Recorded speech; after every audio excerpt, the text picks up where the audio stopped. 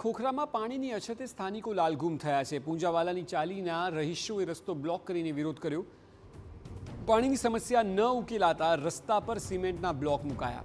રસ્તો બંધ થતાં વાહન ચાલકોને અવરજવરમાં ભારે હાલાકી પડી રહી છે। લોકોનો વિરોધ ઘણા સમયથી આ સ્થિતિ છે। ઉનાળાનો સમય છે અને અમદાવાદ શહેર જેવા શહેરમાં જો વિસ્તારમાં પાણી ન આવતું હોય તો એની કલ્પના કરી શકાય કે ગ્રામીણ વિસ્તારોમાં શું સ્થિતિ હશે। અનેક જગ્યાએ રસ્તો બંધ લોકોએ ના છૂટકે કર્યો અને સિમેન્ટના બ્લોક મૂક્યા અને લોકોને અવરજવરમાં સ્વાભાવિક છે કે ટ્રાફિકના અવરજવરમાં તકલીફ પડી।